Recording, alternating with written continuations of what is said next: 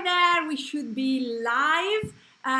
Welcome to this, what is it now, fifth, I forgot, food design webinar of this new series. Our guests today are Julia Varela and Nataly Restrepo. Welcome, girls, how are you? Hi, thank you.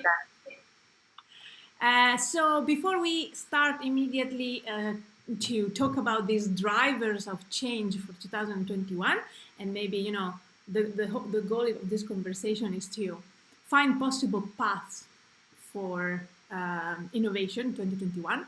A few things. As you join, please, welcome to all of you who are here. And as you join, let us know in the chat room where you are from, how you came to food design, and also maybe how you found out about the webinar. That would be useful information for us for sure. Without further ado, I want to give the stage to our guest today. And my first question is quite simple. Please, to those who don't know you, some of you do know you. Well, Julia, we've had you on the first webinar as well.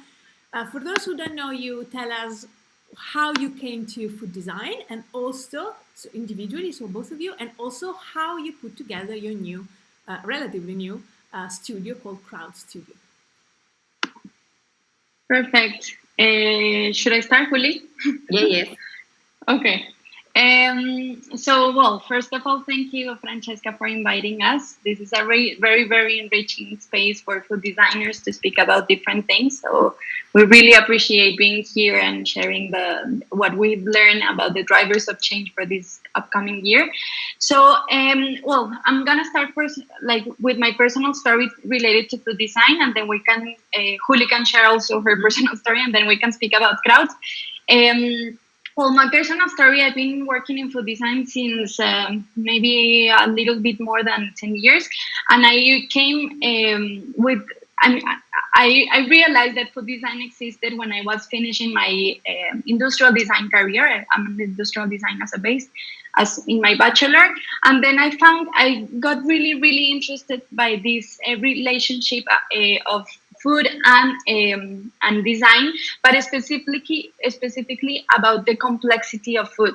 What do I mean by this complexity? When you work with food, you have to understand a lot of things, a lot of imaginaries, a lot of associations, a lot of personal things, social things, collective things, history things. So I was very amazed by this complexity of when you work with food as a designer. And then I've been working with food specifically in a strategic design for innovation projects. So I've worked with global brands, with restaurants. And then I met Julia a couple of years ago. Actually, fun fact, we haven't met in person yet. We live in two different continents, two different countries, but we have been in contact since a lot of years ago because we appreciate the work that each one of us was doing on the global regions. Now, Julia was doing something similar of what I was doing here in Mexico. And then we came up with the idea of joining the two passions of each one. Julia was very specified in trend research, in understanding consumers, and I was more focused on designing products, like edible products. So we found this opportunity to match the two steps of a creative methodology. Just to have a more holistic approach when you design an innovation portfolio and innovation strategy can be a global brand strategy or retail or restaurant strategy. So maybe Julia, you can share your story. Yes, hi. Yeah, maybe you know me from the previous webinar, and I'm Julia. And as Nataly said, I am passionate about trends and consumer behaviors, and I study nutrition, and I have also a master's degree in food technology.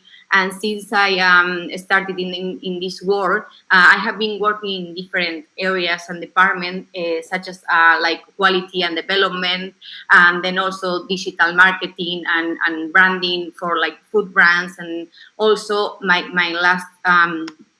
last expertise was about all this related with food trends. So I realized that all of that was all connected, and that food design would give me like the methodology to create them with all that like innovative food products that are focused on health, because that is something I really appreciate and is important for me, and also sustainability.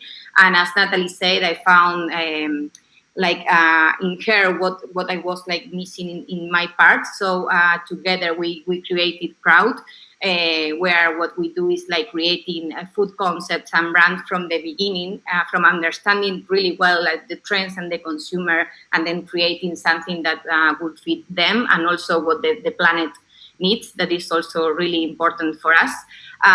So yes, that's our approach to food design. Excellent. And today we'll be talking about drivers of change, as we call them. And for those of you who haven't seen our previous webinar with Julia, and you might hear my very Italian pronunciation of Julia's name, Julia. In that webinar, Julia talked about food trends from COVID, post-COVID, during COVID, post-pandemic kind of perspective, and it was more of okay, since we see what we have lived and what is happening, what we might maybe live for a little while longer, who knows? How has all of this impacted the food industry, and what direction we could take? Today, on the other hand, the discussion that these two lovely ladies are bringing to us is a bit more open and more broad, and not necessarily pandemic related. It's very important for us to look at the future, and maybe at a future without this pandemic, even though this might have brought changes, indelible changes. There's still a lot of life and human history that has preceded it and that we carry on with. Without further ado, before we actually get to the trends, I want to ask a question that is a bit maybe broader, but of course related to the historic moment that we are living. And it's a question that I asked to all my guests, and it's a question that Julia has already answered in the previous webinar. So I'll ask this question to Nataly. What do you think food design can do for the current global situation that we're living? Sure. For me, food design has a special place in understanding the processes, the evolution of different habits, and is the fact that it has like two, it has a very tight approach to understand consumers, to have like this empathy approach. So food design, understanding what is really happening in life, what is really happening with the evolution of habits, what is really happening with consumers' needs and motivations and like deep feelings.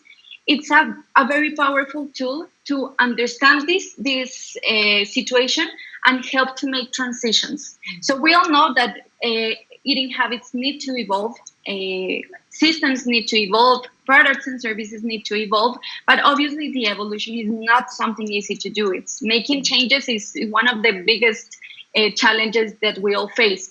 And food design with this empathy tool, understand how to make these transitions, how to ease the transitions, how to make them more easy to do. And it's like a hand-holding thing with consumers, because food design, it helps you to have like this vision of where we should be and how can we make this scalable change. No, it's not nothing that you say, okay, we have to change, so let's stop eating meat, because that's the reality. But how can we make this transition? How can we empower the current situation and acknowledge it, and then move it slowly towards this vision? So for me, food design has like this powerful tool that is to make transitions easy and more empathetic. Brilliant, thank you. Julia, do you have something to add maybe?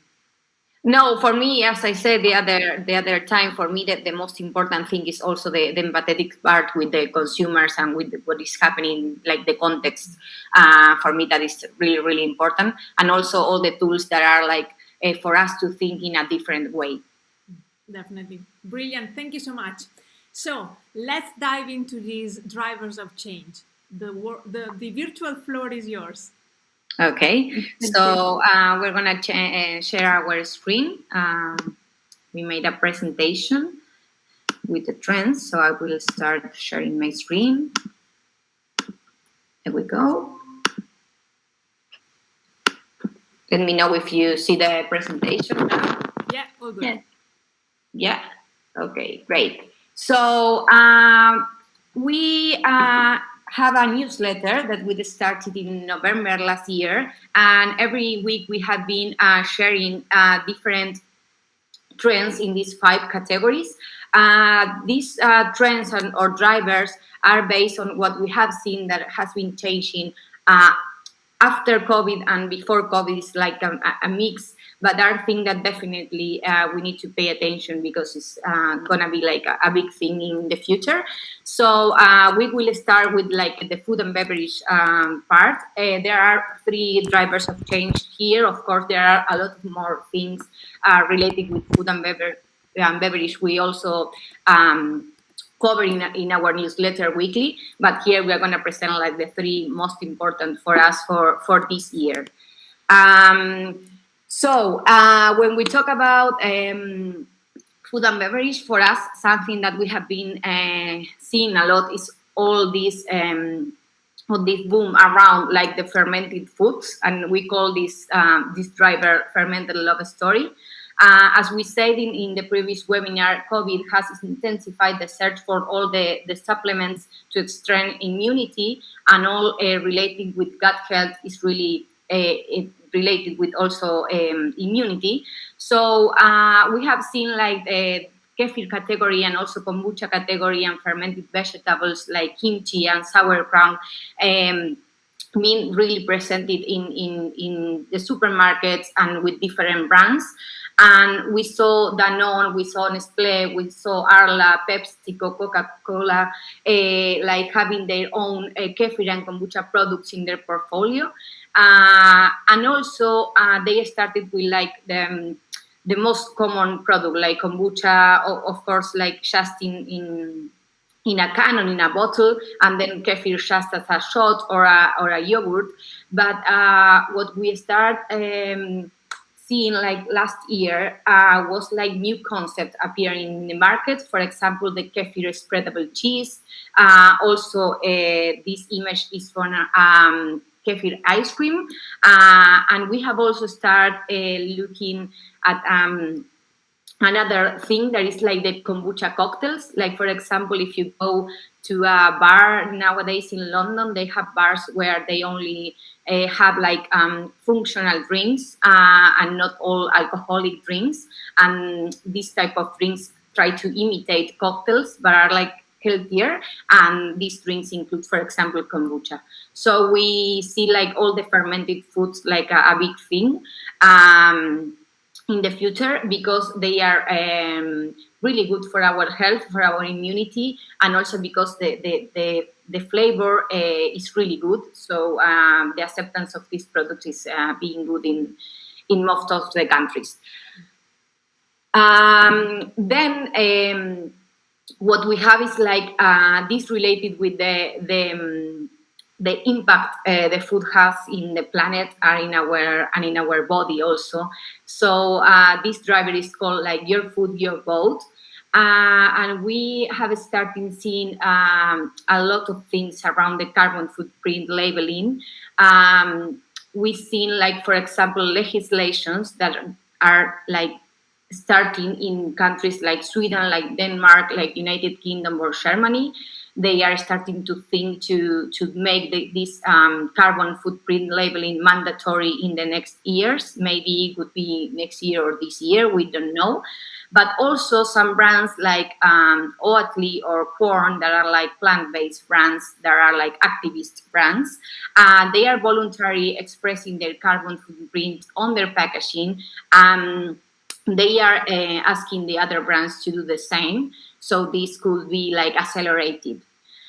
And the other thing that is really, really interesting about this is also that in Sweden appeared the first climate store. There is a store where the product price are based on the impact that this product have on the environment. No, for example, of course, cow's milk would be like a higher price than a plant-based milk, and the customer that goes to this climate store, they have to pay with like carbon dioxide equivalents, so they have a maximum amount of carbon dioxide equivalent they can use per week or per month. So even if you are very, very rich, you can't just buy everything you can. Excellent. Yes. Yes, it's really good because it's like we all have like the same impact in the planet, and we can have more impact like than that. So you have this maximum equivalent. Of course, you can go and buy in another type of store, no? But I think it's really, really good to make us know how much is our impact in something that is really tangible. So this story is called Felix. If someone then want to check it out. And IKEA and different multinationals are looking this as something like really good for the future and investing in this. So maybe this could be something that we will see next year or in 5 years in most of our countries, hopefully. So yes, or the carbon footprint things is a thing in the future, and we will not choose the food just because it's healthy for us or just because we like the taste. If not that, the carbon footprint and the impact in the planet would be another thing really important. So if someone is here and have seen one of these products or want to tell us about one product with a carbon footprint labeling, it would be great. For example, in this image, you can see Arla, the dairy company, that they make a carbon neutral milk. And what they have done is like compensating the CO2 that the milk has in this process with other things like planting trees, like replacing the delivery of how they are shipping the product to other countries or to the stores, and different things that they explain in their website. Very interesting. So basically, products where the final user, the final consumer, has the opportunity of expressing their vote. Also, maybe I think showing the understanding of the responsibility that they can have, and I like how you titled it, "Your Food, Your Vote." Exactly, with everything we buy, we are voting for something. And from the design perspective, I'm sure Nataly will talk about this later maybe, but from a design perspective, with everything that with every design choice that we make for our product, we are voting for something. Allow me for a moment to go to the chat and say again to those of you who are watching, we would just want to say welcome, and if you let us know from where you are connecting and how you got into food design, it's going to feel like a little coffee room, coffee break or something. So it's going to feel it's going to make us feel closer. I want to say hello to Gabriel, who says, hello, Gabriel from Lima, Peru. I'm working with mental health issues in Peru using food as a mechanism for mental health awareness. I love it. And then David from Amsterdam, and Nidia, who hasn't said from where she is from, but she's saying hello. I would encourage the others who are watching also to maybe let us know and join the conversation. And Julia, back to you. Okay, great. So yeah, this is the last trend inside the food and beverage category, and it's like called Festive Wellness. We have seen a lot of things related with drinks, alcoholic drinks and not alcoholic drinks, and we saw that bars and supermarkets are now offering low or alcohol-free drinks. Here is like a great example for me. It's like one of the most famous beers in the world is Guinness, and last year they launch it their beer without alcohol. So this is a big thing in all the beer category, but also in wine category, gin category, and other type of spirits that are now like alcohol free. So this is of course related with health and wellness, that people is taking like care about their bodies, and or maybe for other situation, like if they have to drive and they want to take something that they really like a beer, but they don't want the alcohol thing. So this is something that is going to be present in the future, I think, a little bit more. And then we saw like seltzers, mocktails, and functional drinks also. Like seltzers is a big trend in US. We see it also in Mexico. And we have brands like also Coke, Mao in Spain, and Corona launching their own hard seltzers. They are more approached for millennials that are like cans, which mix like alcohol with like juices, natural juices. And they are like sparkling, most of them. So this is being a big thing also. And not related with functional things, that we think that health continues to be like important in people's life, and drinks are gaining importance in functionality. In the past, we were thinking about drinks just for hydrating us, but nowadays they are adding like functional ingredients that can make this beverage also to help us, for example, to relax, to energize, or to take care of our skin. So now every time you make a choice for a drink, you can think on what you want this drink to make you feel. So this is a really big change, and it's yes, something really important to take in mind when designing a drink, or of course food also, no, but with drinks is happening a lot also. And here we have like a final question for these drivers of change with food and beverage, and is how can we educate consumers about the true value of food and its multiple functionalities? We think that it's really important to educate the consumers in their choices, as we said, the choices for health and for the planet, and this could be something that we can also think in the design phase of a product. How can that educate consumer, as this climate store supermarket made with the change they made in the way of paying. So we think this is something, yes, you can think about. Definitely, I love how you put this question, because now begins the design part, isn't it? Now we have the trends, we have the knowledge, we understood like functional food is great for you or whatever. Now, and we want to make a product according to this trend, but how do we make people understand the purpose of this product and what good it does? Excellent, yeah. So that's where design comes in. Yeah. Just to add to this part, for us was very important to see the importance of analyzing trends. I mean, obviously trends are important because they help you to see to define a direction. But for us was like, okay, how can we tangibilize that? How can we take to action this critical thinking and take it to a direct action and a tangible action. So yes, that was her purpose to end with this triggering question. Great. So this is the next group of drivers of change, and of course, sustainability would be like really important for all of us last year and this year and the years to come. So we have a lot of things to say in this part, and we will start with this driver that we call from waste to value. So, of course, we have been seeing on the last years a lot of new products made with waste, like the upcycling food thing. A lot of multinationals nowadays are working with this, like evaluating which are like their surplus or what they are not using in the production, and trying to make new product with this.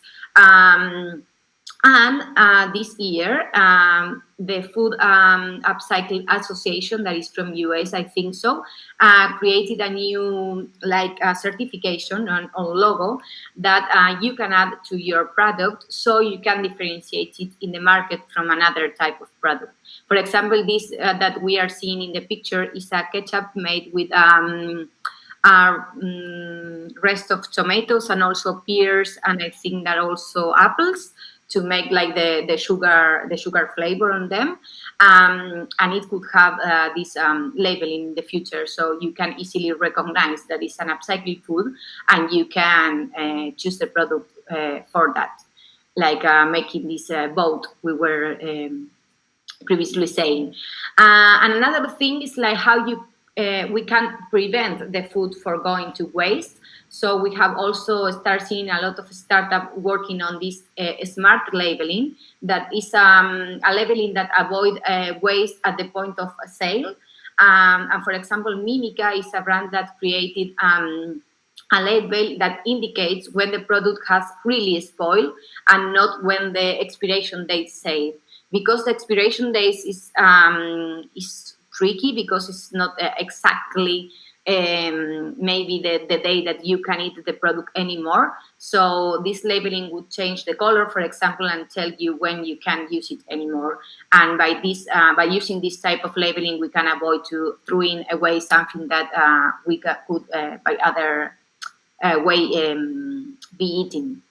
And then also we start seeing a restaurant, there is one called In Stock that is in Amsterdam, and it's a restaurant that cooks only with food that would otherwise have ended up in the trash. They have a partnership with a supermarket there, so all the things that the supermarket is throwing away because they haven't sell it, they send it to this restaurant and they cook with this. And there is also another supermarket chain that is Tesco in UK that launches also a community scrap kitchen program led by the chef Jamie Oliver, where they teach people how to cook with with food that is being wasted, but by other way. So these are different things we are seeing around food waste, and we think it's really, really important to continue in this path. Here is the other thing that we were saying about upcycled food, that this photograph is an innovation that I think is so cool. It's a brand called My Terro, and they created a T-shirt with leftover from milk. So the milk is part of the fabric, and yeah, I think it's a really good innovation related with food, how we can transform food into clothes. And here is, as we say, the logo, the Upcycling Food Association logo, that it will be, I think, in a lot of products this year or maybe next year. Then another important thing is what we call diversity richness. There was a study made 2 years ago by NOR and another association that I don't remember the name, but they found that 75% of the world's food supply comes from just 12 crops and 5 animal species. However, on the planet, there are more than 20,000 species of edible plants. So we know that nowadays we need to change what we are eating, because it's not going to be sustainable in the future. It's not good for the planet to be eating just the same crops. So we have seen a lot of startups working in, for example, regenerative agriculture, but also they are thinking of which type of plants they want we to eat. And they are working in carbon negative plants or ingredients that are, for example, seaweed or cacti. They absorb, this type of plants absorb a lot of CO2 from the planet, more than, for example, wheat or other type of crops, and they do not require much water and have a high concentration of nutrients. So this is the type of plant that we need to eat in the future.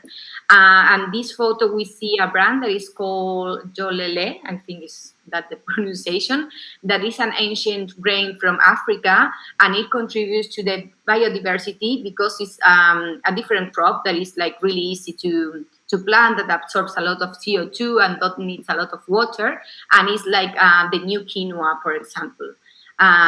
So we will see this type of products in the future. There are nowadays a lot of products with seaweeds, like snacks or pasta, but I think we will have much more of them in the future. And then this is the last one inside sustainability that we can talk about trends in sustainability for hours, but for us this is really important, this one, and it's beyond plastic. What we want to say with beyond plastic is that brands started to think about concentrating their products in natural powders, in flavored pills, in syrups, or pods, so people can create their own beverage at home and they don't need to be selling like the plastic bottle. We have seen this in many brands. PepsiCo started with this project I think 4 or 3 years ago. This image is from PepsiCo. They started with this type of pots where they have concentrated, for example, the flavor of Pepsi or 7-Up or any of their beverages, and they give you like a bottle where you put the pod and you recreate this at home. And there are nowadays other brands like Kenko. There is a brand that sells like natural fruit powders in a pouch, like the pouch yes, it's a pouch that is also biodegradable, and you just add it to water and you create like a natural juice in a moment. There is another brand that is called Water Drops, and are like flavored pills that you add to your water to add flavor. You can add it to hot water or cold water, so it could be like, a normal drink or a tea. And Coca-Cola this week announced that they are launching syrups that is the same like PepsiCo, like the pods, but they are launching them in bottles. So you can add this syrup to your water glass or to your bottle and recreate Coke or Sprite or any of the drinks. It's quite interesting. Sorry. Yes. Because it sounds like a brilliant innovation, doesn't it? And of course, the propositions that have biodegradable packaging make a little bit more sense from a sustainable point of view than what is Pepsi, than what Pepsi is doing. But I'm thinking that cold tea, iced tea brands have been making powders and syrup for years, right? So it's not an innovation in that sense, because the same technology, the same thinking, the same type of product has been already available for years, but it becomes new. It becomes new when it's transported to other brands, to other not even other categories of products. It's still beverage, but it becomes when it spreads out and in order to follow a specific need, sustainability. I'm not sure that the reasoning behind the iced tea powder or syrup was sustainability, but it is now. So even though the product is the same, the trend that is followed has changed, and therefore the newest is in that. I was just thinking out loud. Yeah, I think yes, but it's really good that they are thinking about this, and I think also the cleaning products at home or other type of things can do the same. We don't need like these really big bottles that also are heavy, because we have the water at home, so we can replicate them at home, and we don't need this. And we have seen that a lot in cleaning products. I've seen it in toothpaste and stuff for for cleaning your surfaces, kitchen, bathroom, and for Mhm. washing machine. And there's everything from tablets to little sheets made of some biodegradable material. There's all sorts of beautiful things happening in cleaning products too. Mhm. Mhm. Yes, it's so interesting. And then another thing that we put here is like another type of replacement for plastics. And one of the most famous startup is called Notpla, and they develop like capsules that are created with also seaweed to replace, for example, these ketchup sachets or soy sauce that are commonly used in food delivery when you order something at home. So this is also like really good to replace this with seaweed. That is also a plant, as we say, that absorbs lots of CO2 from the planet. So I think this it would be also really, really important. And then we have the other part that is like a more circularity approach. There is a startup called Boomerang that I think I already mentioned the other webinar, that is in Spain, and they design reusable packaging for delivery with some returning points where you can leave it when you are ready, when you are finishing with it. And they are also another companies creating inverse or reverse delivery to collect waste from dinners you have at home. So these are a lot of approach to eliminate plastic from our life. There are lots of more options, but these are for us like the most interesting. So here is our approach to this. And this is the question for this part of sustainability that we are making all of you, is how could we not only do less damage to the planet, but also regenerate it? So what we think is that we need to think about regenerating the planet, not just about sustainability, that the word sustainability in the near years or now should be changed to regenerative. So yes, this is something to think about, how we can regenerate all the damage we have already done to the planet all these years. Definitely, completely agree. Is there another section for the trends? Because I have Yes. okay, because I have a question for Miguel, but I want to maybe ask it in the end, just in case you cover parts of it in your next part. So Miguel, Okay. I'll ask your question towards the end, if you don't mind. And we have a few people, hello from India, and there's Nicole Vindel, who was guest in one of these webinars 2 weeks ago. Beautiful conversation. Hi, Nicole. Go and have a look at her webinar for sure. Julia, back to you again. Okay, great. I'm going to say the third part of the question, and then Nataly will continue. And this is food tech. We know all related with technology is having like a big impact in the food industry. So here is the drivers we are seeing. The first one is called A Taste for Tech, and we are seeing companies that are producing what is called a logarithmic food, and it's food that is created based on a combination of plants proposed by an algorithms, which this algorithms learns on the taste of different products and then combine them to imitate something in this case.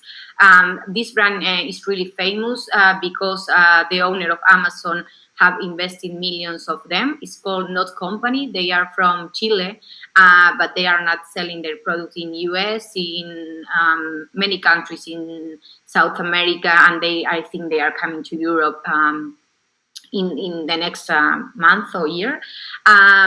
What they have done is like with this algorithm, they recreate the taste and texture of many products like milk, like ice cream, like meat, and they are creating much more things nowadays. I tried it in Argentina, and it's really, really similar to cow's milk, but it's made up with plants, and not with the typical plants that we are seeing in plant-based beverage. It's not just oat or rice or soy. It's a combination of different plants, like for example. I don't remember exactly, but it's not typical ingredients. You can check it out in their website, and they are performing really, really well. And then is also another startup that is called Food Pairing, that what they do is also an algorithm that allows them to replace like the panels of experts by predicting how consumer will perceive the product. That if you need to taste, for example, a product that you are targeting for a specific consumers, they have like these panels that are like the algorithm already learned on what these people would like to taste, and they tell you if it would be a good idea or not.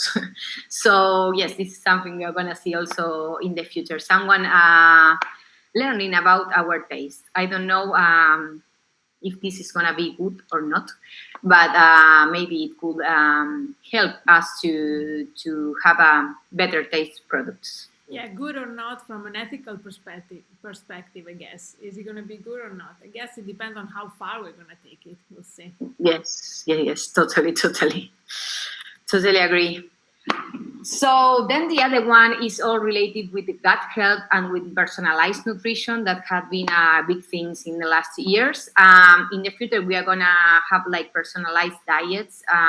We know that we all of us do not need the same nutrients and the same diet, but we don't know exactly what we need to eat.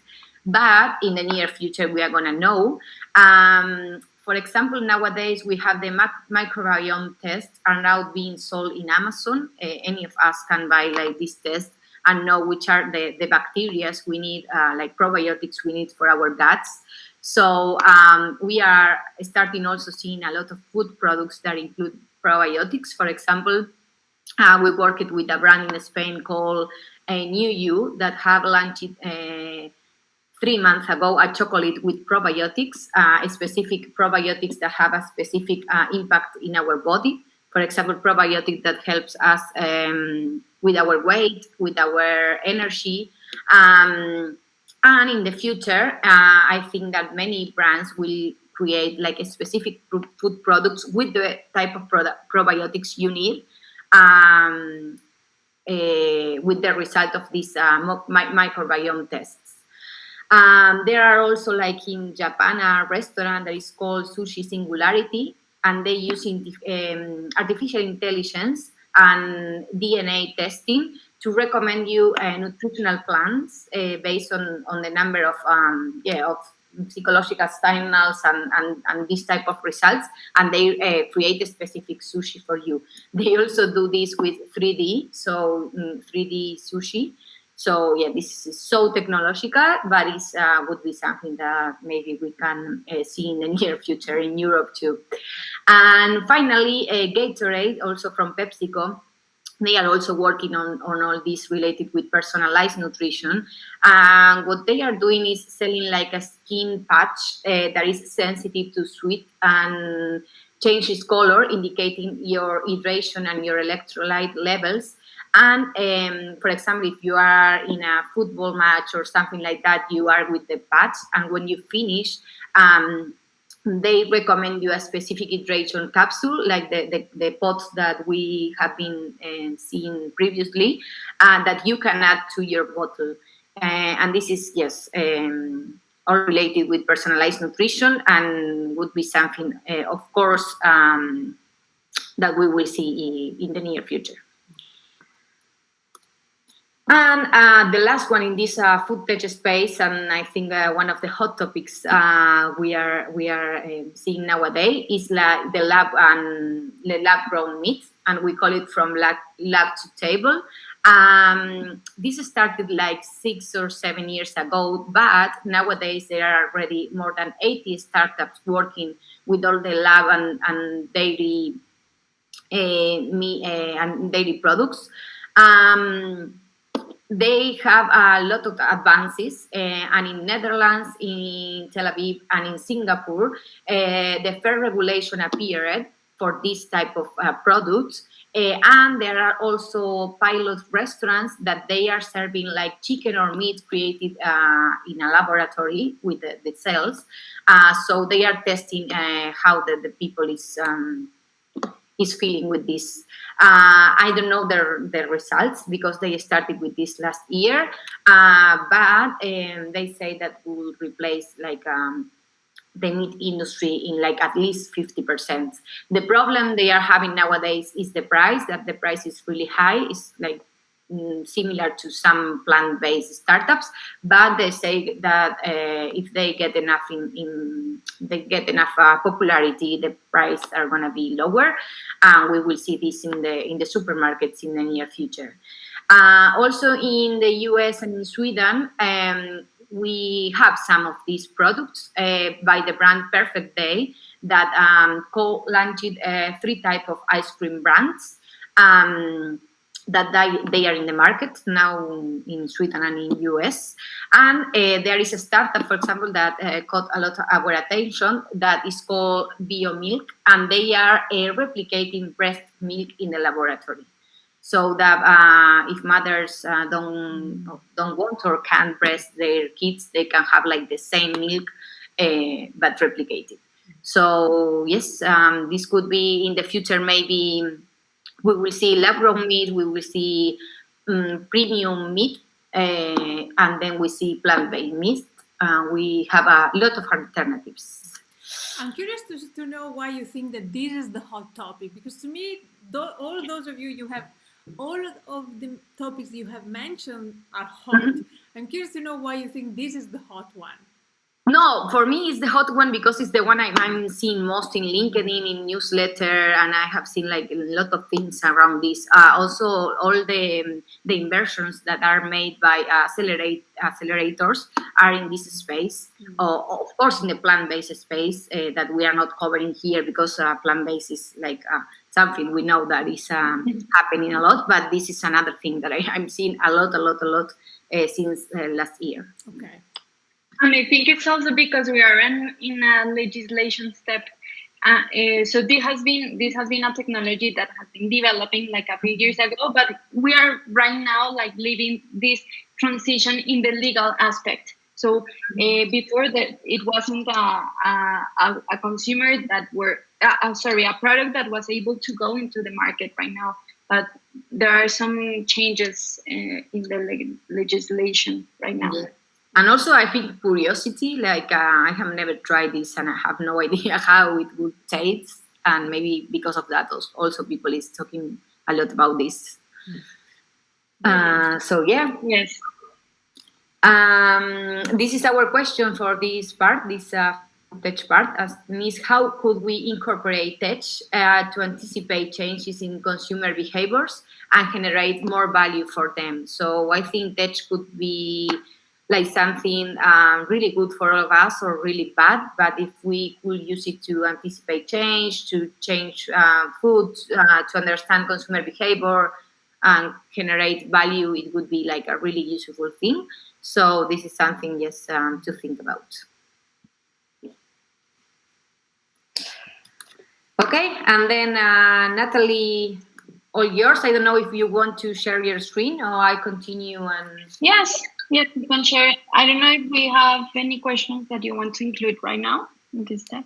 Maybe I'll ask it now and then you guys tell me if it's already included. So Miguel from Mexico, I'm interested on the current relationship between food design and biodesign as a means to reconnect with food in a more meaningful way. Lovely question.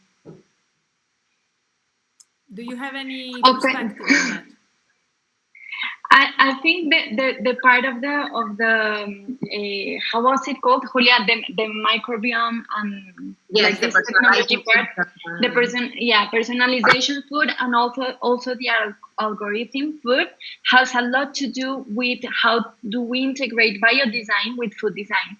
Why I'm saying this? Because biodesign helps you to identify like the properties of nature, and in this specific case, algorithm is helping to identify the profile, the composition of different foods.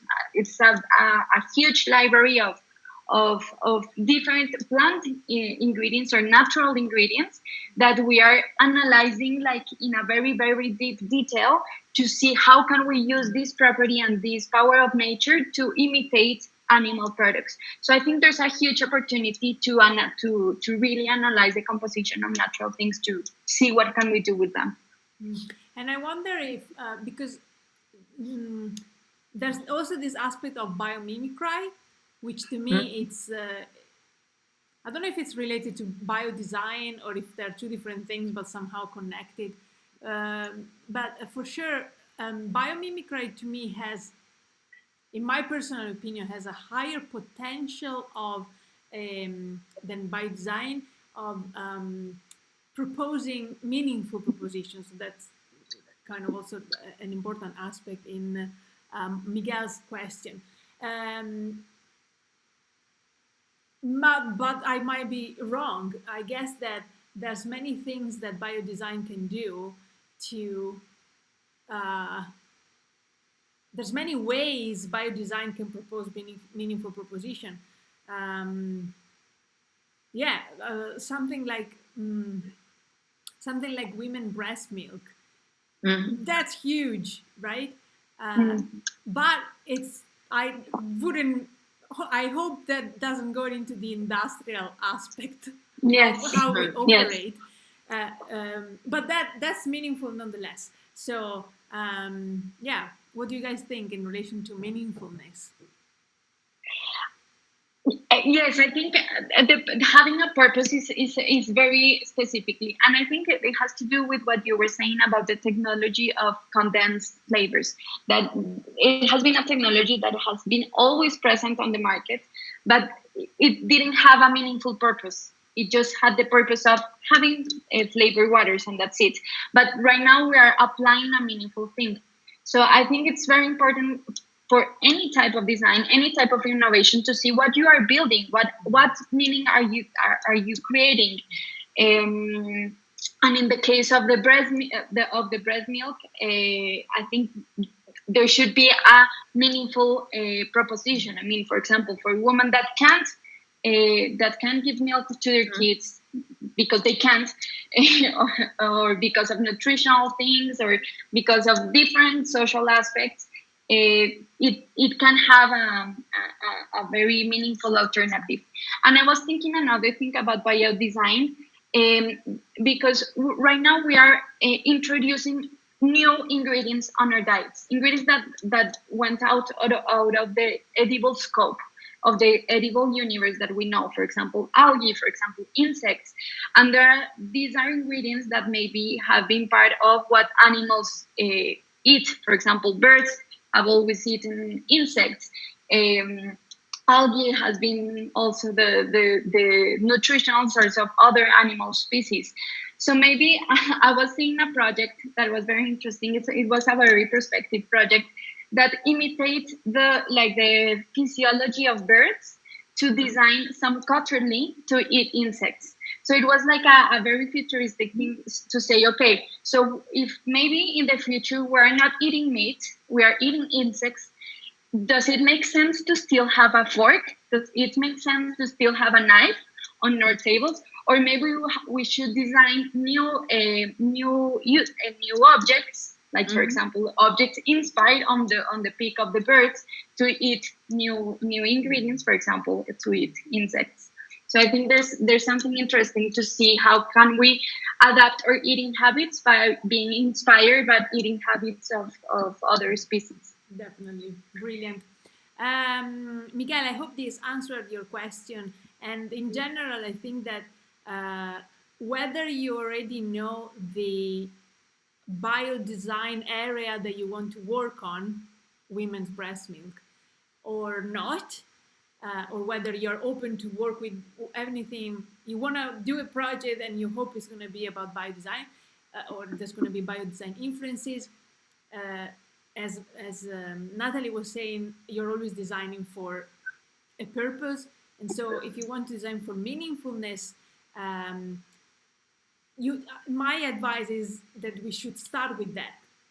start your process. Okay, again, whether you know it already, the area of, let's say, biodesign or anything else, whether you already have a brief, etc., or not, start by working on meanings, which means having a creative process that allows you to learn about your design context and design target or user, target user, and therefore design for that, design for values and meanings. Continue, please. Okay, Juli, can you please share screen again? Because Yes. I don't have the file here. Yes. 1 second. There we go. Yes. I'm gonna go a little bit quicker so we can have the time to discuss further questions after. No problem. So our next category was about Oreca and retail. What is happening in restaurants? What is happening in retail? And obviously, this is a lot related to changes of COVID, specifically because obviously this was one of the industries that was more affected by COVID. And we've seen a lot of evolution in this sense. Restaurants moved from their core activity that was selling prepared food and start creating other business lines, for example, packed goods. So we've seen a lot of restaurants moving to supermarkets or moving to packed goods with some iconic recipes in different senses, from meal kits to prepare at home, from selling their iconic products in restaurants or in e-commerce, and also transforming their iconic recipes into another categories, for example, the frozen food. And frozen food has been a category that has changed a lot in this past year because it was a category very with a lot of taboos. No, frozen was related to industrial things.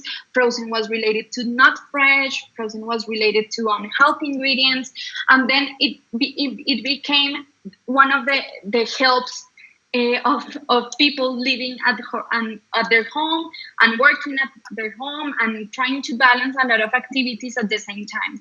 And suddenly, cooking was also a responsibility that people maybe before they didn't have on the weekdays because they went out, they eat at their office, but right now they are having a lot of responsibilities. So frozen food, quality frozen food made with real ingredients, with real chefs, with not like very away from this industrialized universe, became one of the first helpers at people's home.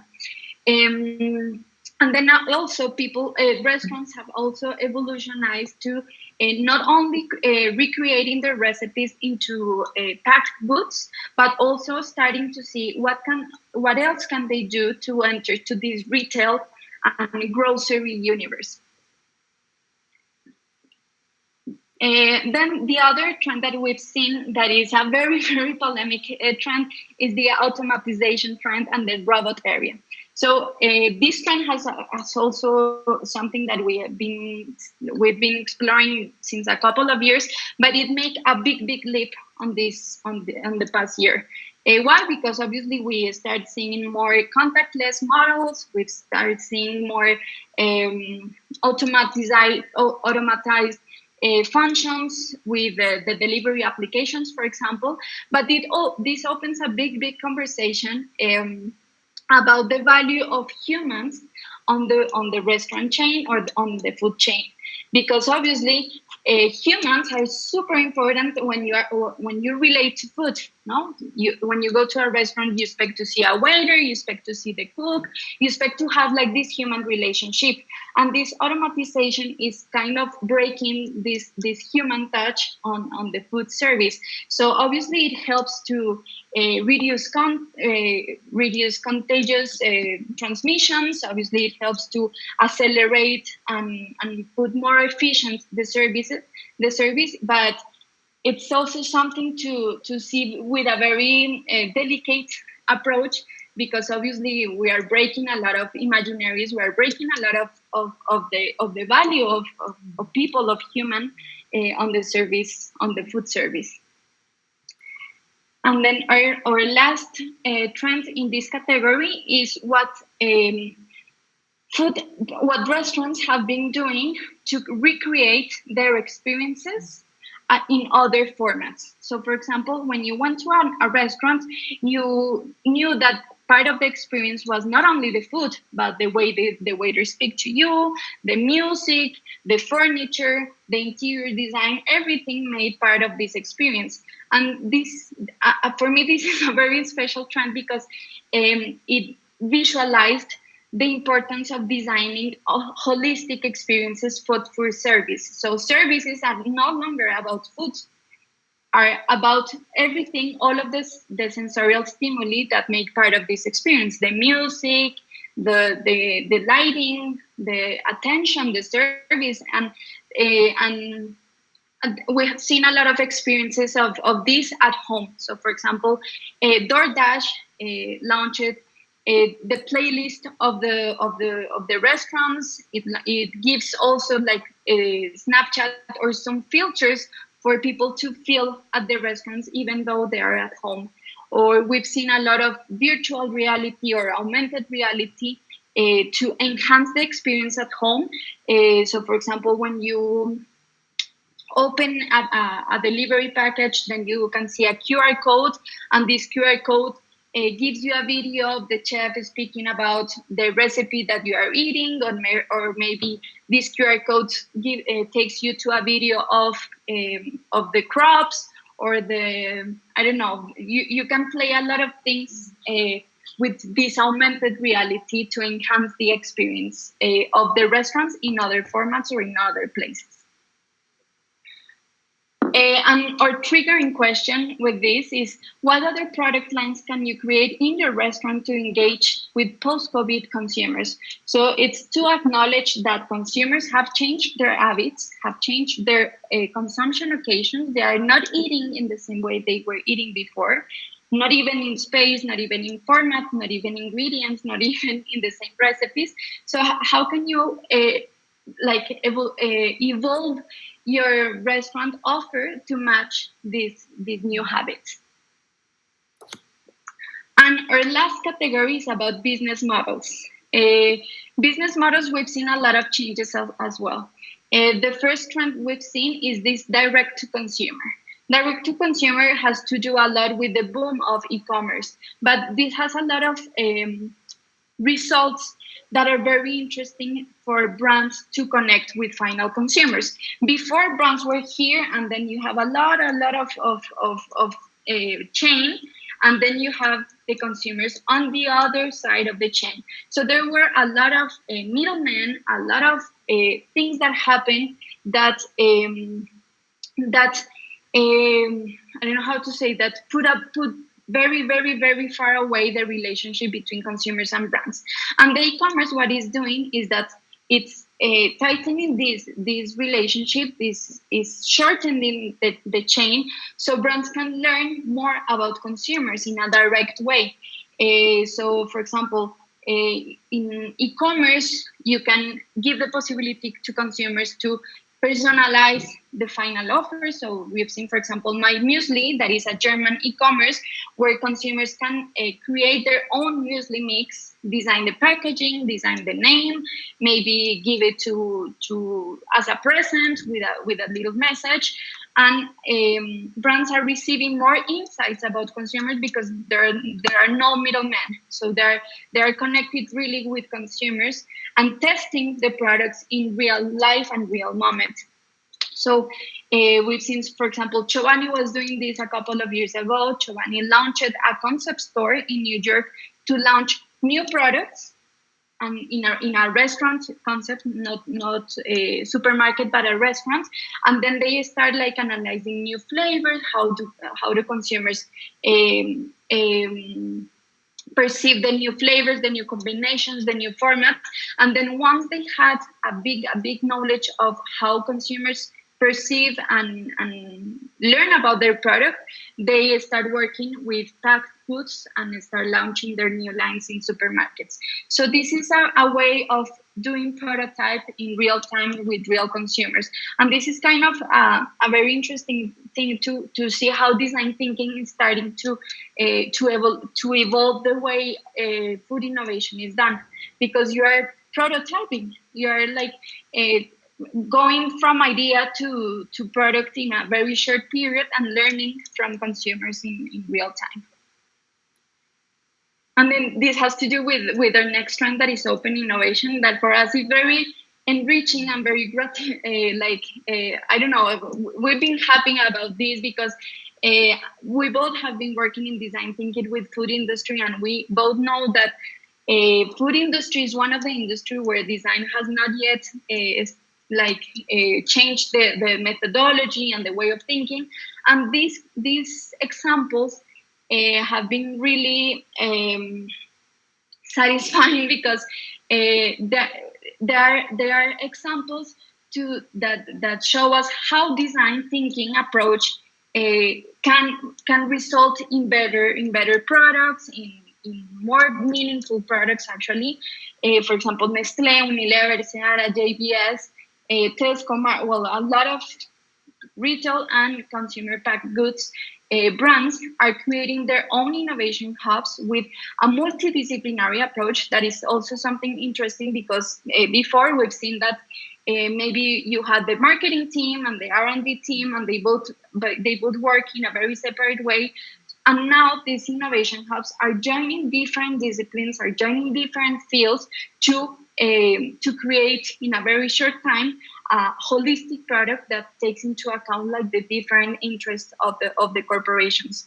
And then they are all also using this test and learn approach that is very similar to what I was speaking before, that maybe before it take 1 year, 2 years to launch a product, and maybe if you're following a trend in 2 years, probably this trend is no longer available, or the market moved to another thing. So it was very difficult to make innovation in food because of the long times and the long processes.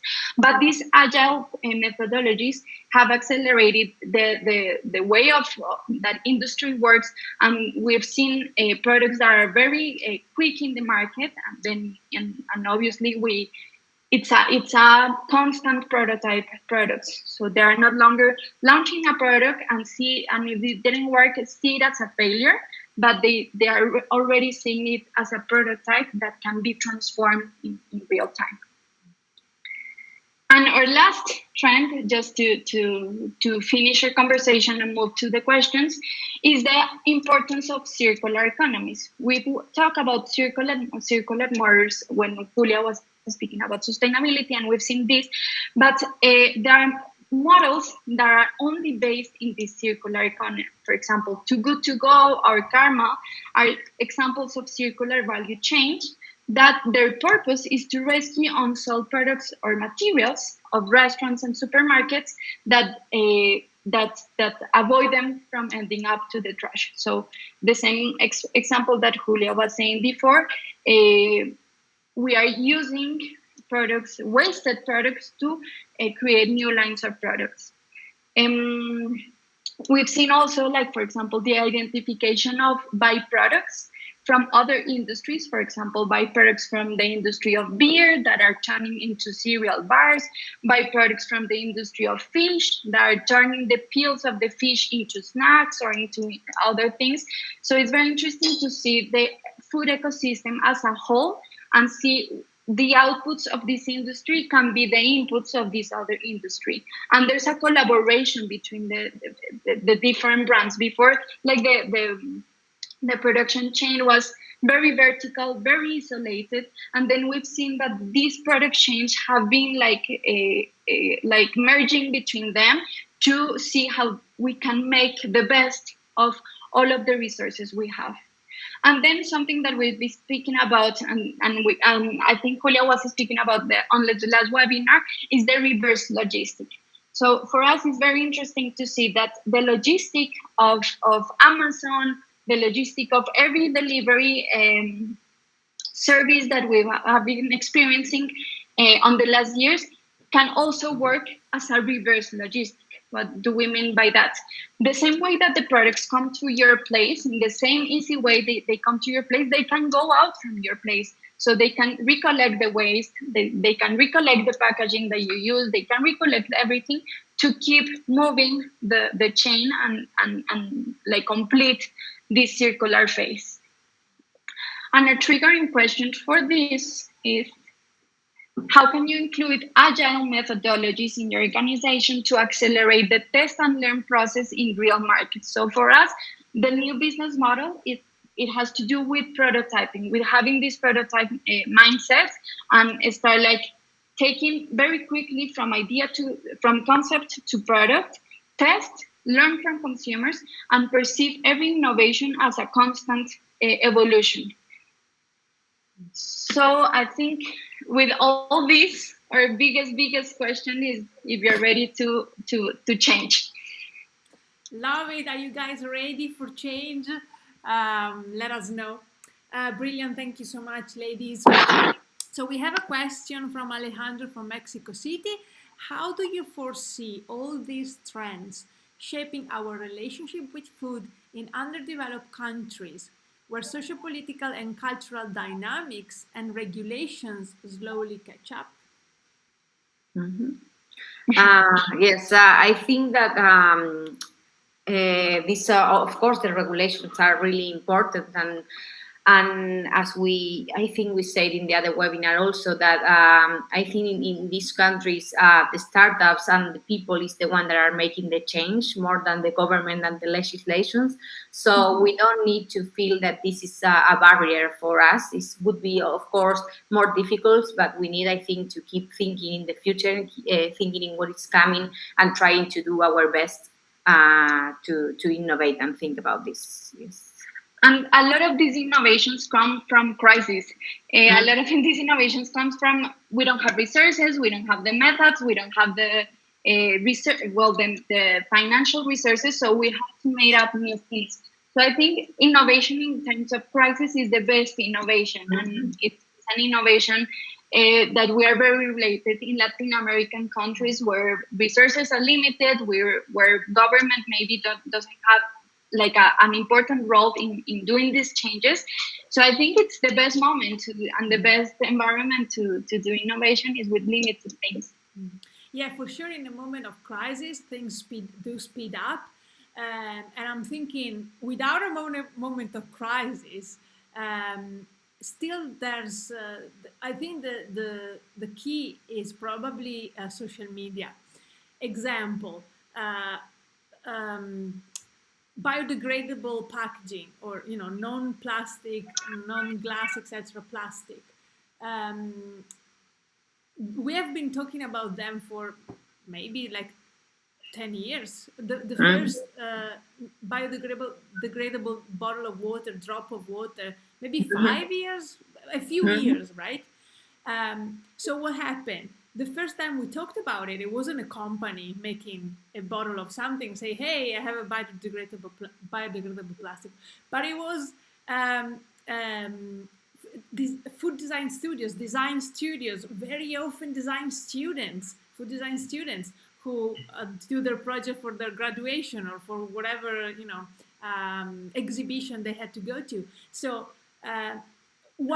but then because it's a great idea, it's picked up by social media. Social media make it explode, and now Pepsi, Coca-Cola, and all of their friends are saying, "Hey, let's respond to that." So even in countries where regulation is slow to catch up, as Miguel or Alejandro, how Alejandro says.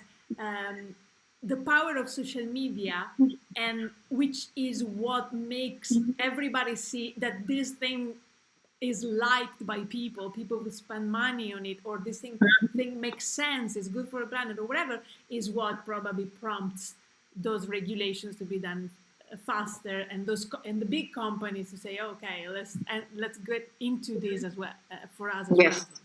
It's the reverse thing, like the reverse logistic. This is the reverse things. It's not the government first, if not the people change and then government change. Exactly. So it's 1 hour and 15 minutes almost. I have maybe a couple of quick questions to close this webinar with. And guys, of course, if you have any other question, pop them in the chat room. Maybe 3 questions. We'll see. I have a question maybe difficult to understand, but not for me, but we'll see. Not for how my brain works. So you guys work with trends in food trends, trends in general. Is there any way, how did I frame this when I was writing it down? Yes. Is there any downside to trends, you think? Is there any what? Sorry. Downside. Is there any way they might be tricky instead of completely useful? Yes, we talk about this all the time. Okay, good. First of all, good. I'm happy my brain is not that, broken. Yes. Actually, we don't like them to we don't like to speak about trends, but that's why we propose the name of the webinar to be drivers of change, because they're not really trends. There are things that are happening that might be adapted in different ways. It's not like a direct direction that all consumers should follow. And for us, this is like the biggest problems of these big trends reports and global reports of trends, because some of them are the raw material for a lot of brands to take their decisions. So they base all the information portfolio or the innovation strategies based on a global trend report. And maybe these trends are not adaptable to my market, to my people, to my brands, to my capability.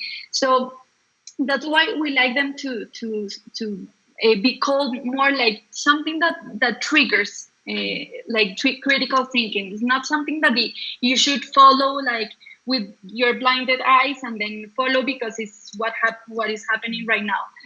So I think the trends should always be looked with a very, very critical approach to see how can they adapt to me. For example, I really like the question that Alejandro was saying about how can all of this be adapted to a Latin American country or a country in development? Because there are ways to see them more adapted to the local context.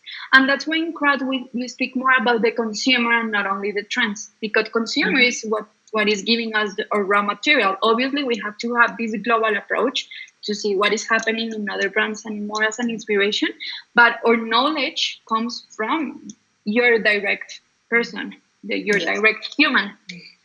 Yes, totally. And in our studio in Kraut, we also have like a workshop that is like a trends workshop where we analyze each of these trends for your specific company, for your specific context, and you see how you can adapt this trend to your product, to your consumer, because these trends can change.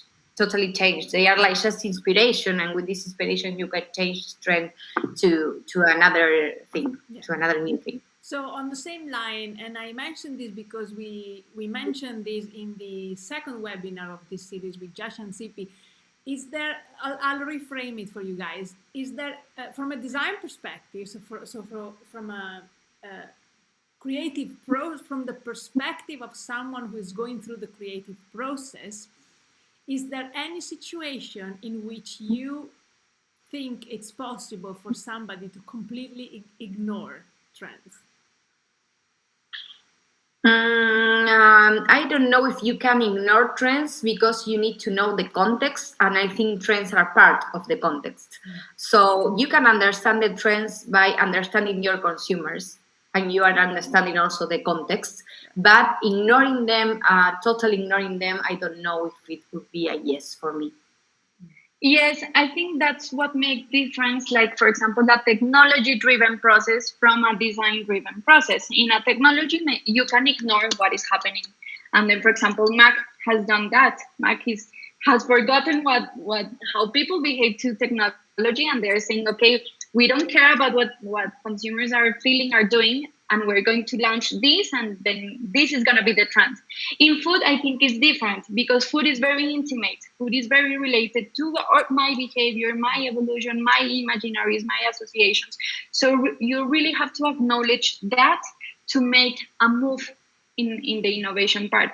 And trends, maybe trends are like a manifestation of what is happening on the context, as Julia was saying. So I think it's different to say, okay, let's forget and let's do this. But in food is difficult because you have to go little by little. I guess that my what I was aiming at with my question was something different. Maybe I didn't frame the question right. So this is my reasoning. I feel that sometimes trends have the potential of being dangerous when you consider trends your starting point. Like, for example, I want to do a new project or a startup, and so I'm going to take the best trends or my favorite food trends, and I'm going to design for that. In this case, I think that this might be it's an approach. It's a perfectly valuable approach, but I would urge people to remember that that is not the only possible path.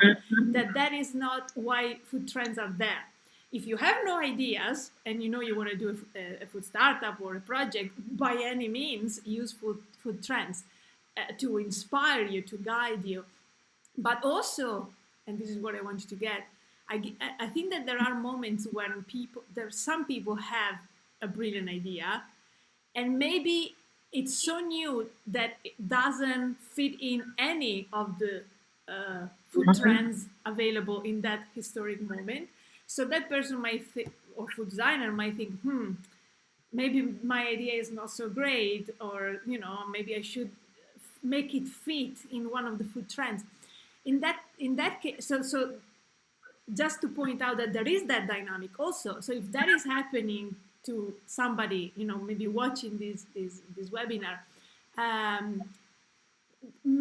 would say make sure that the guiding force is how you feel about that, your own idea inside. If you feel like your body vibrating when you think about it, if you feel your blood, warming up when you think about it, follow it and ignore the trends. Having said that, in both cases, I do something following a chosen trend, or I do something following my own intuitions. That is the part of research where you go and learn about your context and your target user, and somehow you'll get to, for sure, most likely you'll get to learn and understand about food trends that are related to the context in which you operate. Would you agree with that? That food trends are useful, but also follow your own guts. Yes. Totally agree. Sure. Brilliant. Okay, so guys, you opened Kraut Studio 6 months ago. How long has it been? Yes, more or less. Yes. So even though you're not new to your own business, to your own area, to working as an entrepreneur, you are new as Kraut Studio. So to all those who have just started or want to start a new business endeavor, what is your number one business advice? Yes, we were discussing this, and we say that we were talking about this a few minutes ago. We say that the most important thing is to find the why, like the why you are doing what you are doing. For us, it's also like the most important things, and always taking in mind the consumer, the humans, and the planet. For us, that is like the center, like the first advice for all of that. And one of the most important one. And then Nataly, I don't know if you want to add something. Yes, we were talking about this, and then for us, one of the biggest part of our process is to realize what you are building. Like, this happens a lot when you are trying to work with a brand that is trying to do innovation, because innovation sometimes can be confused to filling white spaces on the market. And filling white spaces, you are not building anything. You have to understand what you are building. What is this vision? And okay, you can achieve this vision by filling the white spaces, but also filling the white spaces with a purpose. And that's one of the biggest steps in our process, is to identify what we are building, what is this vision, and then see how can we achieve that. Very interesting. So I have a question from David.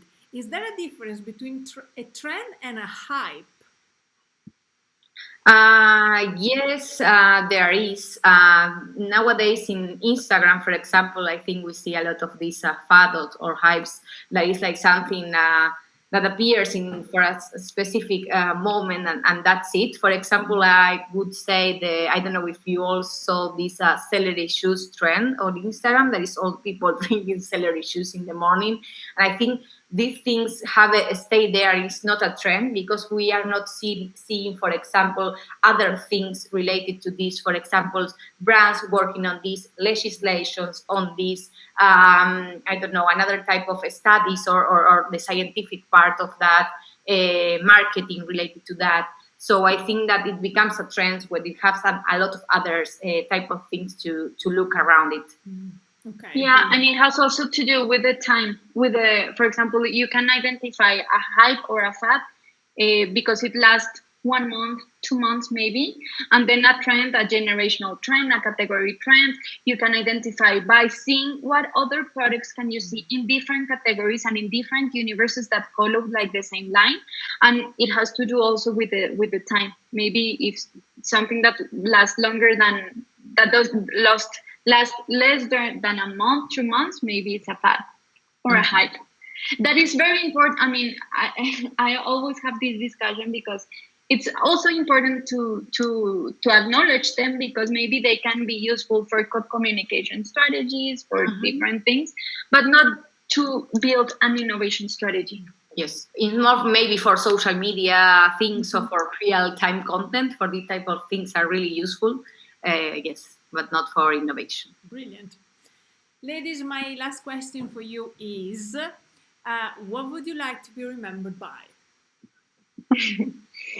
Okay. Oh, so we were speaking about this a few months ago, and then we're like thinking about the value, like the how can I reframe this? The importance and the reason why we started Kraut was to have a critical thinking about how do we innovate, and then this critical thinking. I mean, if we achieve this critical thinking with clients that we work with consumers, with people that read our newsletters, it's something that will be very satisfying for us to inspire critical thinking, and this makes part of not following trends just to follow them, but to analyze them and see how they can be applied or not be applied to your project or your gut.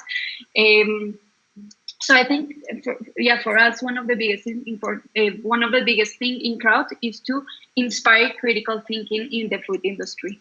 Yes, yes, and also with this, like making something good for the people and for the planet, as we said at the beginning, not just things that are like unuseful, just meaningful things that are good for all of us. Brilliant. Well, thank you so much. It's been almost an hour and a half. I don't want to take more of your time, but thank you to you girls, to you ladies, actually. For sharing with me and with us your knowledge and your expertise. Thank you to everybody who has listened to this webinar here live with us, and thank you to those who will watch this later. Please, ladies, tell everybody how to reach you, and then we'll write this in the description of the video. Okay. Nataly, okay. For now, you can reach us on Instagram as Kraut Food Studio, also on LinkedIn. Our newsletter is in our bio. You can find there our link to join us on the newsletter. For now, it's in Spanish, but in the next weeks, it will be also in English. And we are building our new website where you will find all our services and our project we have done. And it will be also done in a couple of weeks or months, I think weeks. So yes, you can find us there, and maybe in Clubhouse again in some weeks. Yes, hopefully. Let's hope so. Brilliant. Once again, thank you everybody, and have a lovely day. Bye. Okay. Bye-bye. Bye.